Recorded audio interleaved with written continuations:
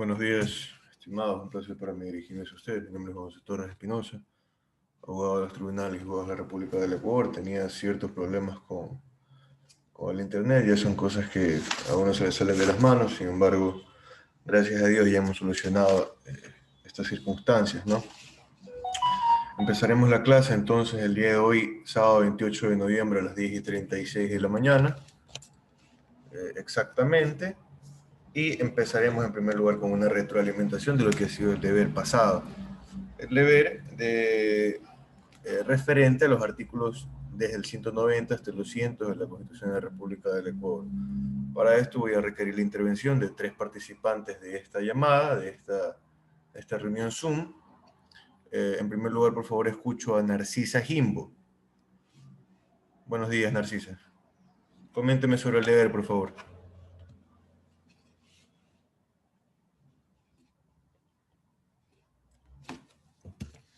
Narcisa, buen día.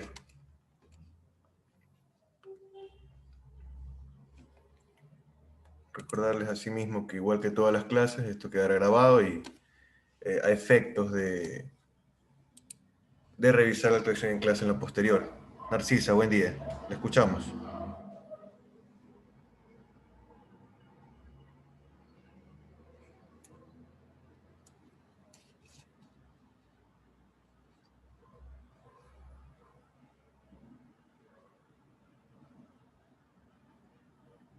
Nos proseguimos con Edri Crespo, Edri Alexander Crespo.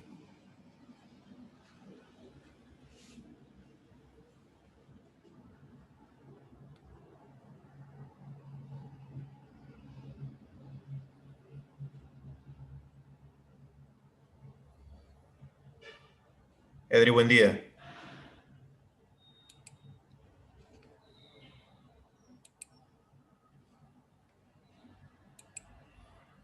Yo no puedo escucharla, no sé si los compañeros pueden escuchar. De todas maneras, solicito por favor me comuniquen.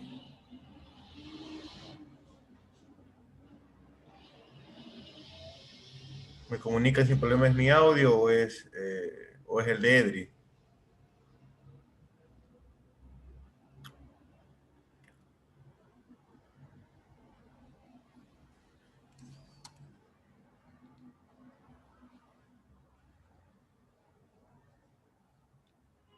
Bueno, proseguimos entonces. No sé si sea mi audio o el de Edri, pero vamos entonces con Mario Bolaños. Mario Bolaños, buen día.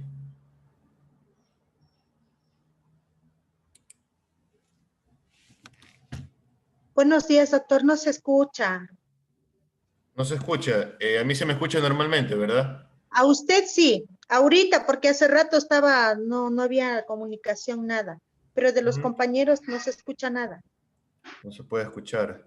En todo caso, Mariano, no sé si usted desea participar. Una A ver, retroalimentación acerca del deber. del deber, permítame un ratito porque Sí, le yo estoy le aquí espero, no se transfiriendo. preocupe. Ya. Hasta que Mariana pueda revisar sus apuntes, por favor, escuchamos a Felipe Moreno. Felipe Moreno Peroglio. Aló, buenos días. Buenos días, Felipe. ¿Cómo está, doctor? ¿Me escucha? Por supuesto, coménteme sobre el deber, una pequeña retroalimentación, un par de artículos que les haya parecido de vital importancia. Bueno, uno de los interesantes estamos con los medios alternativos de la solución de conflictos, el artículo 190. Como ya sabemos, entran los centros de arbitraje, tanto de judiciales como juzgados de paz y los arbitrajes que existen en los diferentes tipos de cámaras, para entes administrativos, para solucionar conflictos.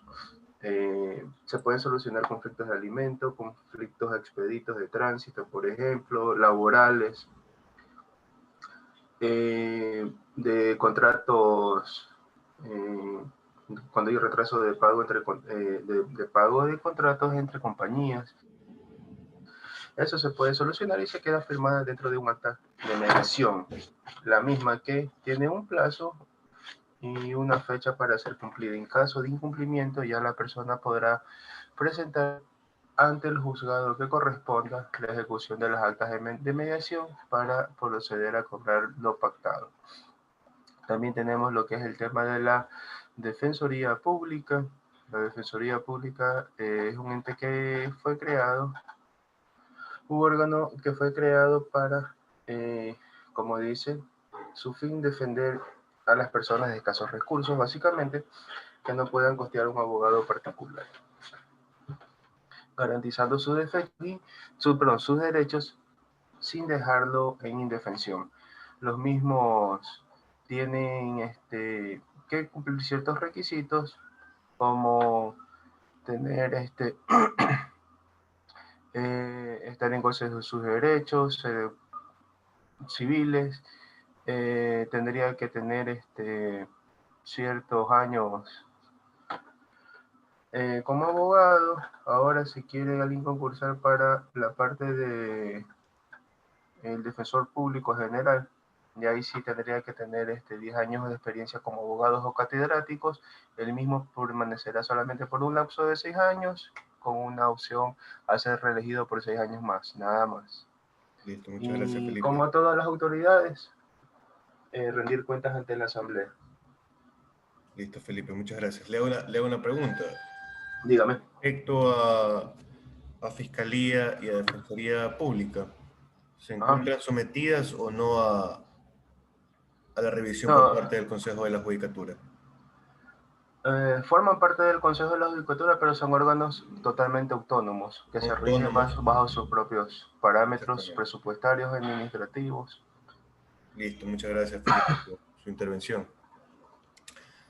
Gracias. Seguimos entonces con Mariana, por favor. Mariana Saltos. Listo, doctor. Buenos días. Listo. Bueno, buenos días, Buen compañeros, también. Bueno, voy a hablarles un poquito sobre el artículo 195.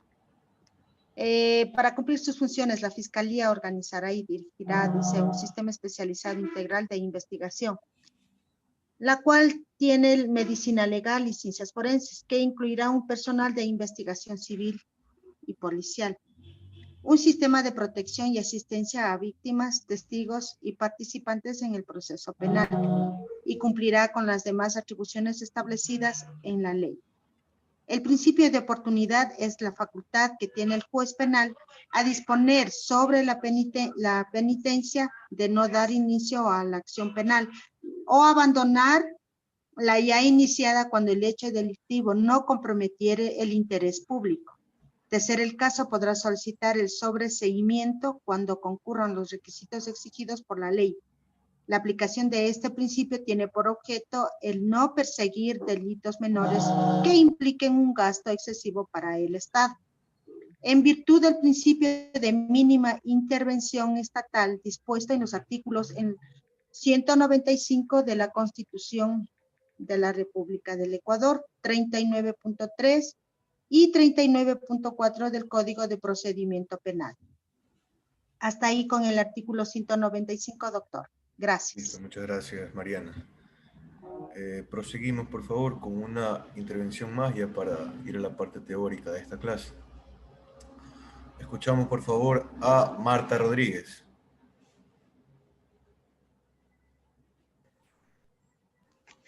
Buen día, doctor. Buen día, Marta. Discúlpeme que le moleste, lo que pasa es que, si recuerda, la semana pasada yo presenté un certificado médico que ingresé tarde y por problemas laborables, la verdad, no pude realizar la tarea, pero sin embargo, si usted me lo permite, yo lo podría realizar este fin de semana y le entregaría junto con la tarea que usted nos envía el día de hoy, por favor. Sí, no se preocupe, Marta. El día de hoy ya no hay tarea, pero puede entregar la anterior al correo que siempre les he socializado.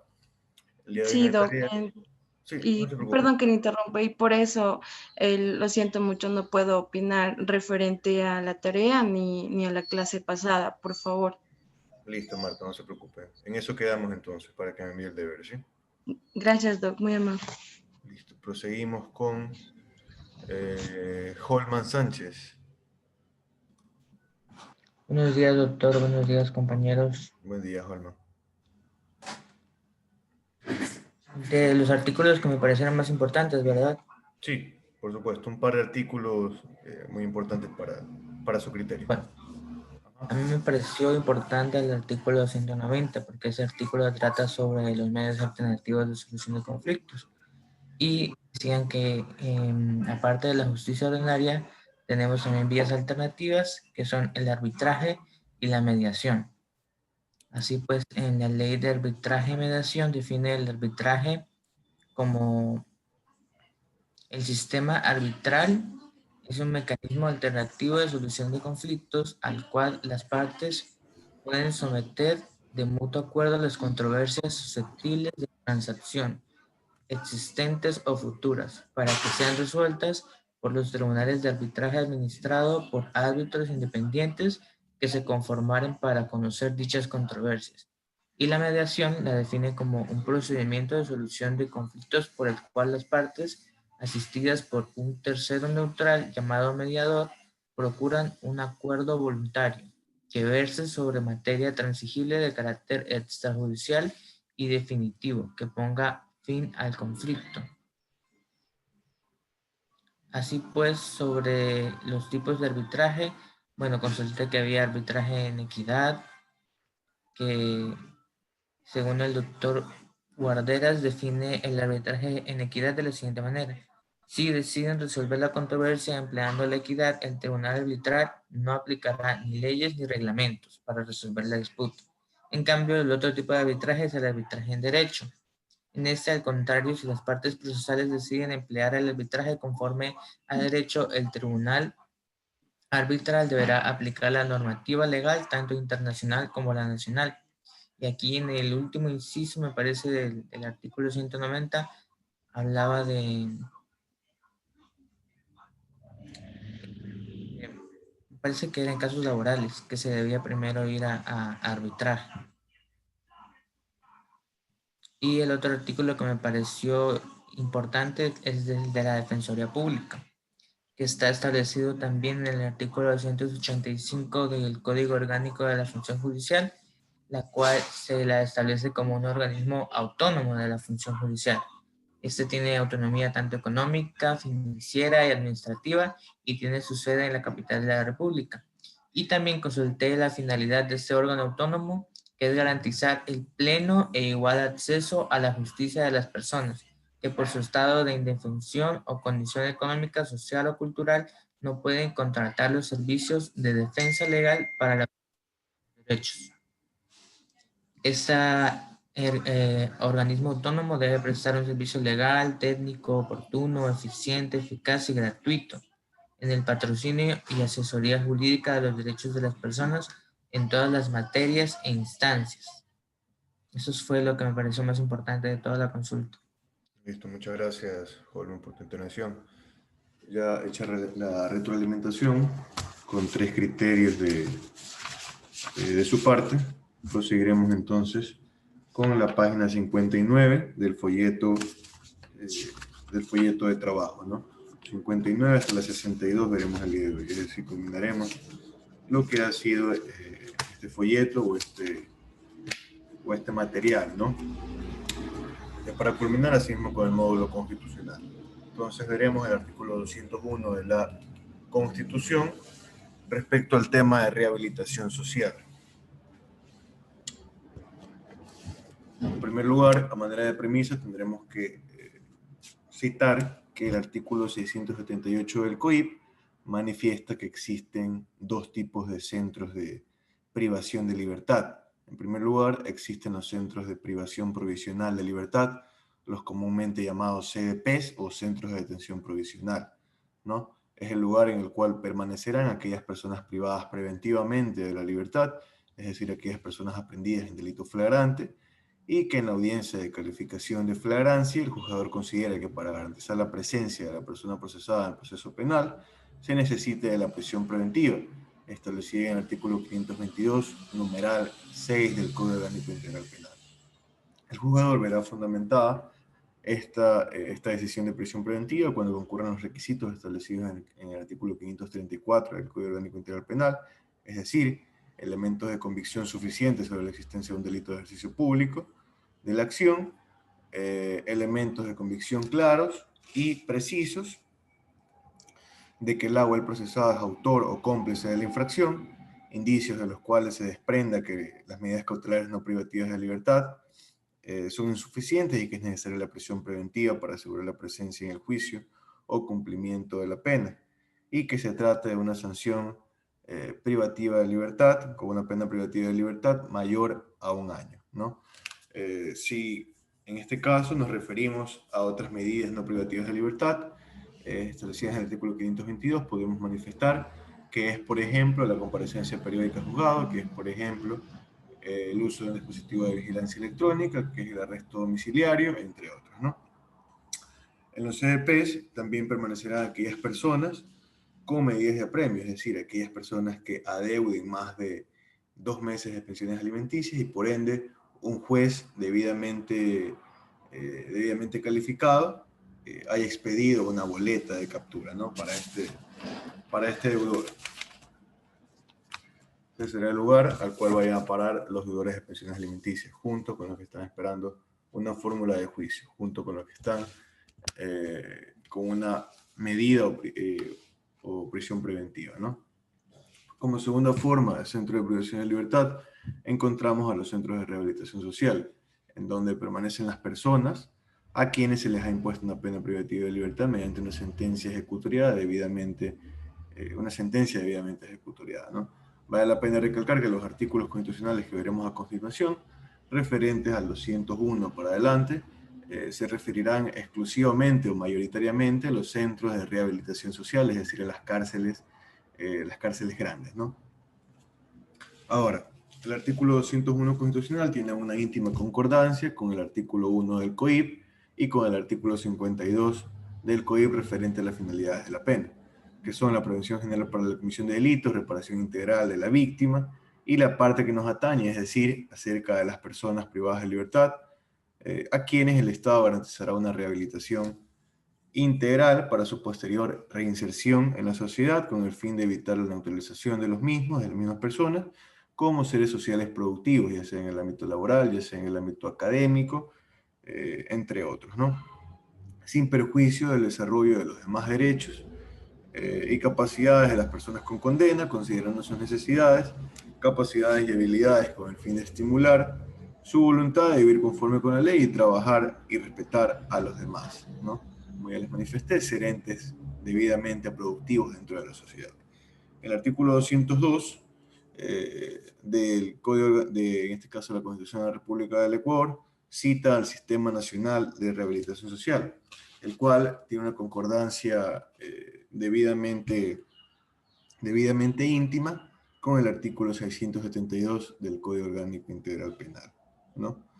Según este artículo de la norma penal, el Sistema Nacional de Rehabilitación Social es el conjunto de principios, normas, políticas de las instituciones, programas y procesos que se interrelacionan e interactúan de manera integral para la ejecución penal, ¿no? El sistema según la Constitución y según el COIP, asimismo contará con un organismo técnico, que es el ente mediante el cual se velará por el cumplimiento de los fines de este Sistema Nacional de Rehabilitación Social. Las atribuciones de este organismo técnico, según el artículo 674 del COIP, son las siguientes. En primer lugar, evaluar la eficacia y eficiencia de las políticas del sistema. En segundo lugar, administrar los centros de privación de libertad y fijar los estándares de cumplimiento de los fines, en este caso de los fines del sistema, ¿no?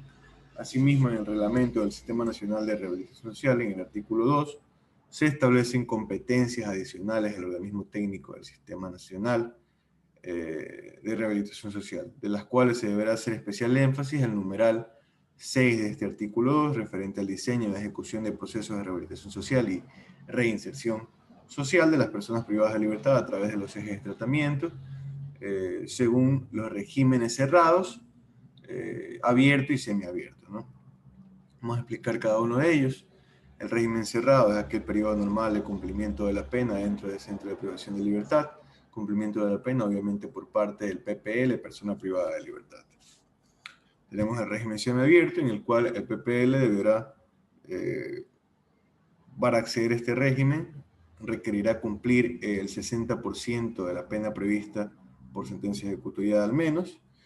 y cumplir lógicamente con otros detalles como un buen comportamiento dentro de su tiempo del centro de privación de libertad, entre otros, ¿no? Con este régimen, el sentenciado podrá cumplir con el resto de su pena fuera de dicho centro de privación de libertad, con el respectivo uso de un dispositivo de vigilancia electrónica, con comparecencia juzgada, entre otras medidas cautelares que el juez de garantías penitenciarias considere pertinente para otorgarle este régimen semiabierto.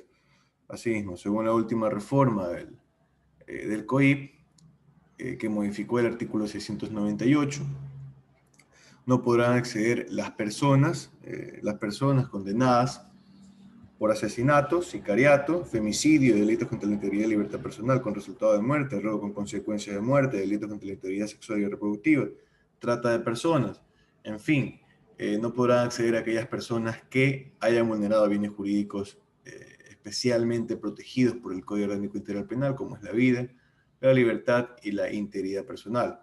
De la misma manera existirán otros delitos que precautelarán el orden general en sociedad, como es que no podrán acceder al régimen semiabierto ni al régimen abierto aquellas personas condenadas por un delito de tráfico ilícito de sustancias sujetas a fiscalización o catalogadas sujetas a fiscalización, ¿no? Ahora, veamos el régimen abierto que tiende a integrar al PPL con su entorno, ¿no?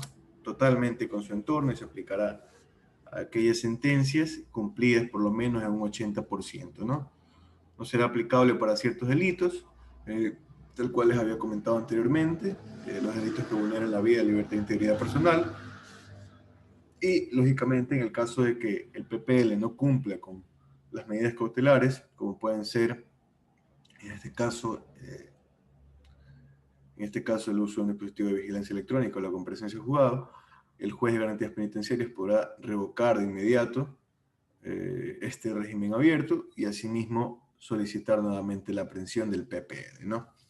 El directorio del organismo técnico de rehabilitación social se encontrará conformado según el artículo 675 del Código Orgánico Integral Penal y el artículo 9 del reglamento del Sistema Nacional de Rehabilitación Social por máximos delegados o autoridades encargadas de las materias de derechos humanos, de salud pública, de trabajo, relaciones laborales, de educación, de la inclusión económica y social, de cultura, deporte y defensoría del pueblo, ¿no?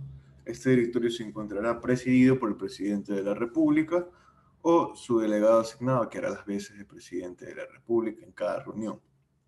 Asimismo, el organismo técnico dirigirá la contratación de personal en distintas áreas por medio de un organigrama, por medio de un subsistema, que en este caso lo hará por medio del filtro del Centro de Formación y Capacitación Penitenciaria, así se denomina el ente encargado, Centro de Formación y Capacitación Penitenciaria, quienes en virtud del artículo 677 del Código Orgánico Integral Penal tendrán como funciones, en primer lugar, seleccionar, formar y cualificar a las y los aspirantes a integrarse como personal de servicio del sistema penitenciario, y en segundo lugar, perfeccionar, actualizar, promover y evaluar de manera constante el personal de los centros de privación de libertad en cualquiera de las áreas penitenciarias en base, lógicamente, a exámenes periódicos y obligatorios, ya sea de salud o ya sea académicos, ¿no? Proseguimos entonces con el artículo 203 de la Constitución, donde se marcan distintas directrices por las cuales se regirá el sistema de rehabilitación social. En el numeral 1 se manifiesta que solamente las personas sancionadas con penas de privación de libertad mediante sentencia ejecutoria deberán encontrarse en los centros de privación de libertad o de rehabilitación social, siendo estos los únicos lugares donde se puede retener a los procesados. Cualquier otro lugar, como cuarteles o establecimientos, quedarán terminantemente prohibidos para la privación de libertad de la población civil, y los funcionarios públicos responsables podrán ser imputados por el delito de privación ilegal de libertad. Este delito, establecido en el artículo 160 del Código Orgánico Integral Penal, tiene dos connotaciones o dos vertientes. En primer lugar, cuando el servidor público policial priva ilegalmente de la libertad a un ente o a una persona de la población civil, ¿no? Pero en el primer caso no lo trasladará a ningún lado, sino que únicamente lo privará ilegalmente de la libertad y lo tendrá en la patrulla o lo tendrá retenido únicamente en el mismo lugar, ¿no? En el mismo lugar donde se dio, en este caso, la aprehensión. Sin embargo, en la segunda vertiente, el servidor público policial se encargará de movilizarlo a centros no autorizados, como pueden ser, por ejemplo, cuarteles, como puede ser UPC, y dejarlo ahí un tiempo prudencial, ¿no? Privando ilegalmente de la libertad a esta persona, ¿no? En la primera vertiente se dará una pena privativa de libertad de 1 a 3 años y en la segunda de 3 a 5 años. El numeral 2 del artículo 203 de la Constitución de la República del Ecuador tiene que ver con la progresividad de los derechos, que se basa en el sistema de progresividad, con el cual se contemplarán distintos ejes de tratamiento hasta el completo reintegro de la persona privada de libertad a la sociedad. Estos ejes de tratamiento se encuentran establecidos en el artículo 701 del COIP y son los siguientes. En primer lugar, laboral, educación, cultura y deporte, salud, vinculación familiar y social,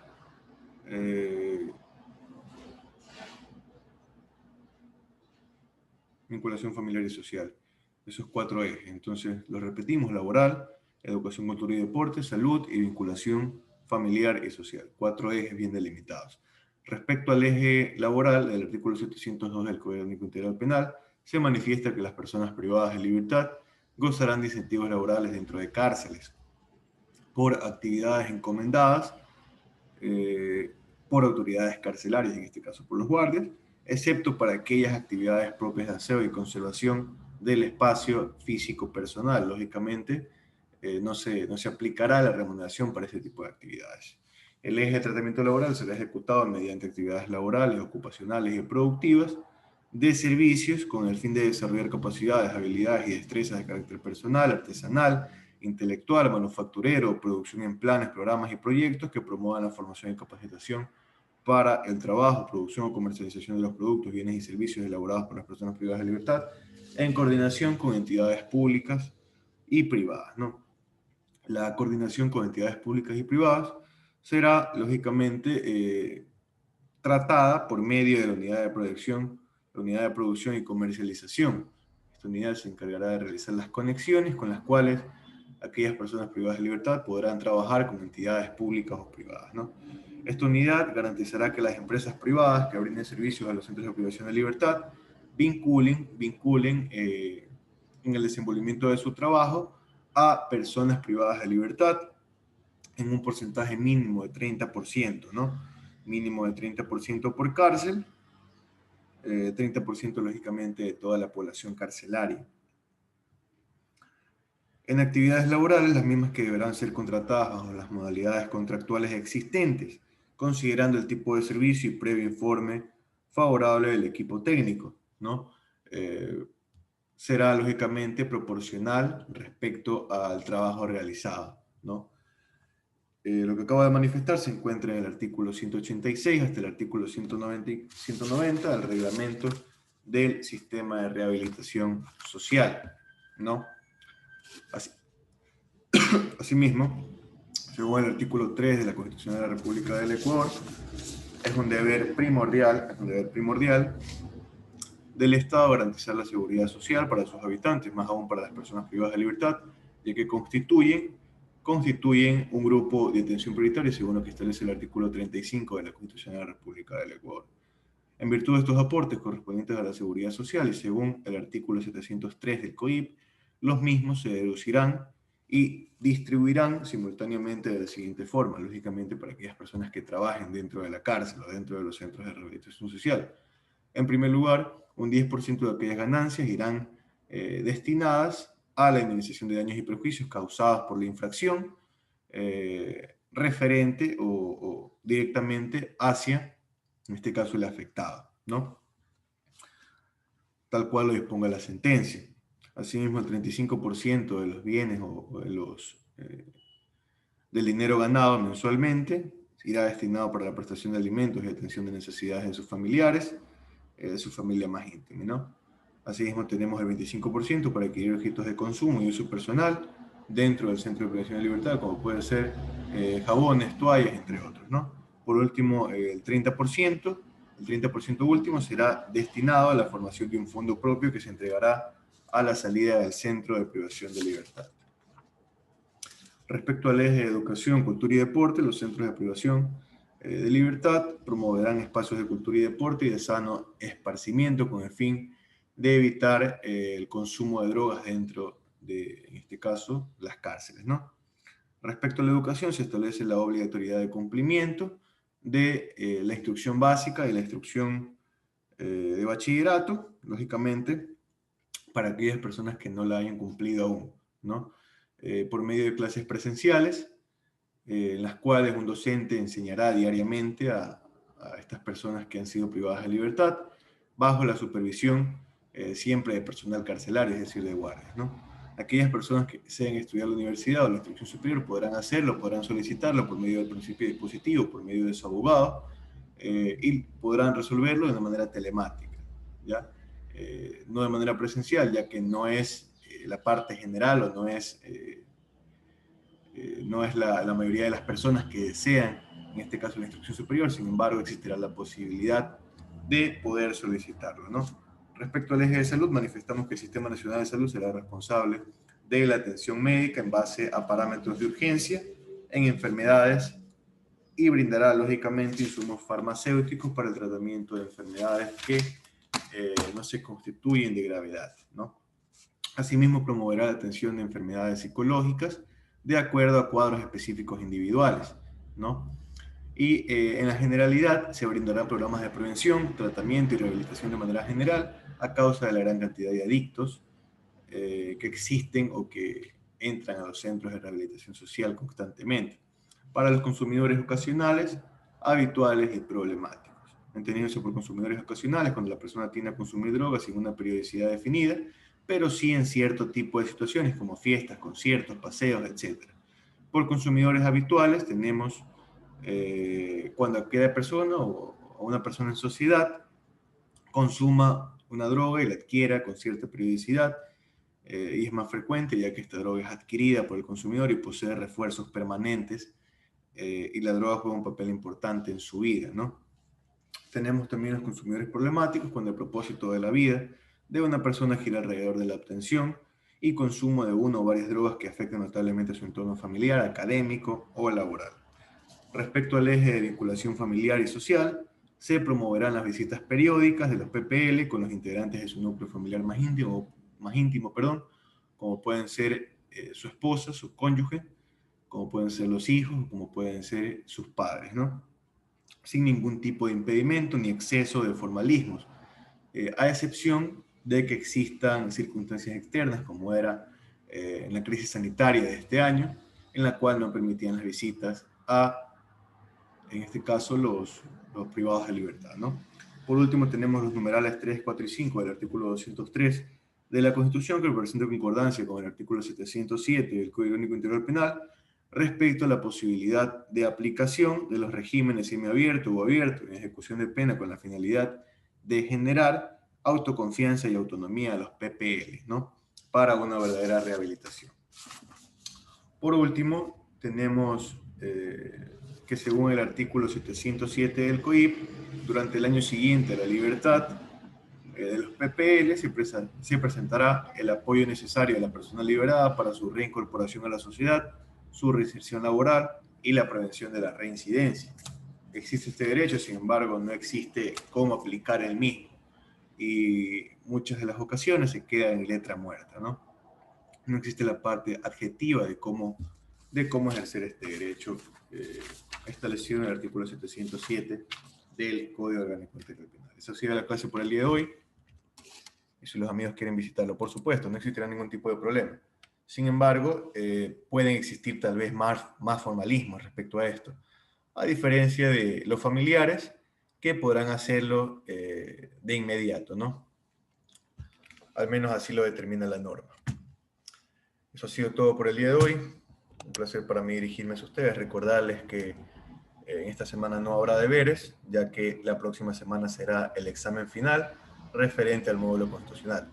Y todo lo que son las directrices, este fin de semana podré realizar un video para poder socializarlo a todos los grupos, y más o menos el viernes, día viernes o jueves, aún no lo decido, estará subida la evaluación, que constará de 25 preguntas para realizarlas en 1 hora. preguntas de opción múltiple o verdadero o falso. Eso ha sido todo por el día de hoy. Un placer para mí dirigirme a ustedes y desearles un feliz fin de semana. Muchas gracias. Gracias. Muchas gracias. Gracias, doctor. Listo, muchas gracias, Mariana. Gracias, doctor. Hasta luego, muchas gracias.